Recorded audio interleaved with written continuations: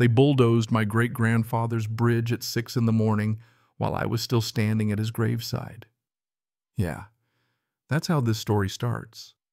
And if you think that sounds like something out of a bad movie, trust me, I wish it was. 50 years of family memories floating in pieces down Clearwater Lake while the smell of diesel still hung in the air like the whole lake was holding its breath for what would come next. Imagine getting that call, your phone buzzing in your pocket, dirt still under your fingernails from saying goodbye, and all you hear is the scream of chainsaws and the crash of century-old timber, the bridge that tied 3 generations together coming down in slow motion while you're too far away to do a thing about it. That bridge was where I learned to fish, where my dad proposed to my mom, where all the best stories in my family started, and suddenly it was gone just so the HOA on the opposite shore could have a prettier view for their luxury resort. Cordelia Brightwater, the president, probably sipped champagne that morning and told herself she'd cleared the last obstacle to her empire. But what she didn't know, and here's where it gets good, was that bridge wasn't just some sentimental old thing. It was the legal linchpin to water rights worth millions. And when I started poking around the mess she'd left, I found out the whole resort was built on a foundation shakier than a rotting dock. If you've ever had something precious ripped away while you were at your lowest, you'll know how the world can feel like it's closing in, stranded on our island, no legal access except by boat, our family's legacy under siege, while Cordelia floated on her pontoon boat, hunting for violations with binoculars. She wasn't just trying to enforce the rules, she wanted to erase everything we were, every story the Thorne family had ever carved into that wood.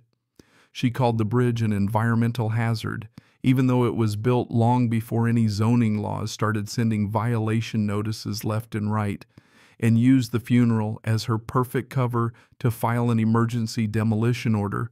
No chance to fight back, just a line of trucks and chainsaws at dawn, everything done before I even knew what hit us.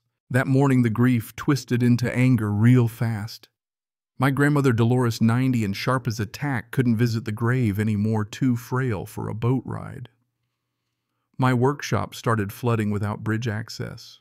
The worst part was the isolation, watching strangers enjoy the lake while we became prisoners on the very land my great-grandfather bought for $800 and a handshake in 1952. But then the surveyors showed up, strange men in unmarked boats poking around what was left of our bridge. Cordelia dropped hints about development opportunities, always with that smile that made you want to check your wallet after she left. It was clear destroying the bridge was just the beginning. The real blow came a week later: nuisance complaints, cease and desist letters, threats of $5,000 daily fines for unauthorized watercraft. She even claimed our fishing spots were now off limits. Said the HOA owned the whole lake through some legal trick. It was open war, and Cordelia was armed with lawyers and laminated rule books. But here's the thing. You grow up in a family that builds things, you learn. There's always a way to fix what's broken. Digging through boxes in Dolores's attic, I found Ezra's handwritten survey notes. Every line, every map. Everything a modern surveyor would drool over. A trip to the county courthouse later, and boom, we discovered Ezra hadn't just bought an island. He'd bought the mineral and water rights to the entire lake bed. Never sold, never transferred, just quietly ours all along. Better yet, our deed included a perpetual easement for bridge access, meaning nobody, not even Cordelia with her rulebook army, could take that away. Armed with those documents, I started rebuilding the bridge using Ezra's blueprints, every nail, a declaration that we weren't going anywhere. That's when Cordelia came storming down the dock with the sheriff's deputy in tow, trying to stop me with claims of environmental destruction. She filmed the whole thing like she was starring in her own reality show, accusing me of eco-terrorism, while the smell of her perfume mixed with the scent of fresh pine and sawdust. What she didn't know was I'd been filming too, every threat, every notice, every shady move. And when she escalated to smear campaigns and rumor-mongering, even getting the local paper to print hit pieces about environmental concerns, I realized we needed more than family pride. We needed allies. Enter Marcus Rivera, a retired environmental scientist who'd been quietly recording water quality data for years. His numbers showed the lake was cleaner when our bridge was up and that the real environmental damage started when Cordelia's resort went in oxygen levels, dropping fish, disappearing, algae blooms getting worse. We brought our case to the Historical Society, shared decades-old photos of the lake, and pretty soon, folks started to see through Cordelia's perfect lake act.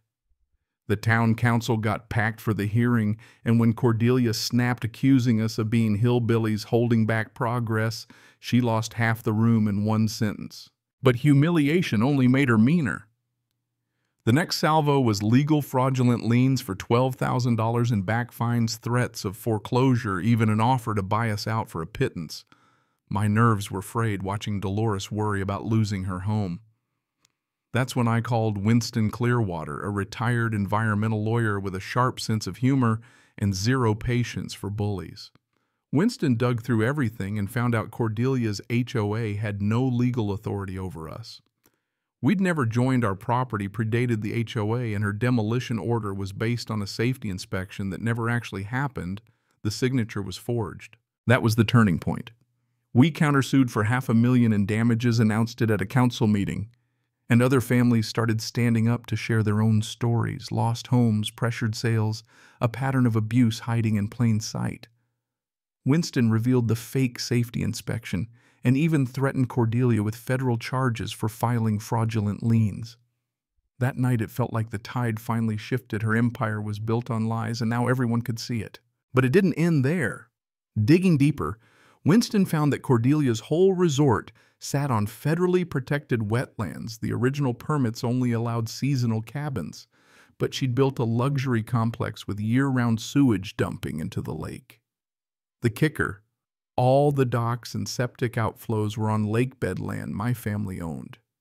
For 3 years, she'd run an illegal operation on our property, poisoning the water, raking in millions, and using intimidation to keep everyone silent.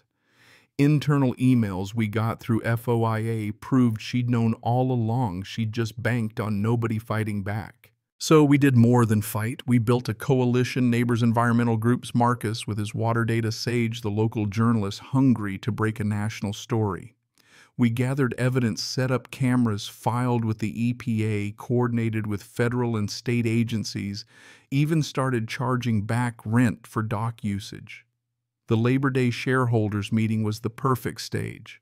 Cordelia stood in her glass pavilion pitching her $10 million expansion to investors blissfully unaware that half the room was full of federal agents and the rest were about to see charts of illegal pollution, doctored permits, and the original deed showing we owned the lakebed under their feet.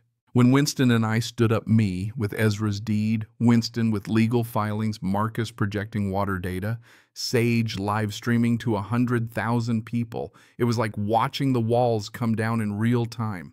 The FBI arrested Cordelia on the spot. Investors lost their minds. Local officials ducked for cover, and suddenly all those who'd been too scared to speak had the courage to step up. The aftermath. The EPA shut down the resort, turned it into the Ezra Thorne Memorial Nature Center. Cordelia went to prison for fraud and environmental crimes. Our legal victory set a national precedent, property rights, environmental protection, and HOA abuse all redefined.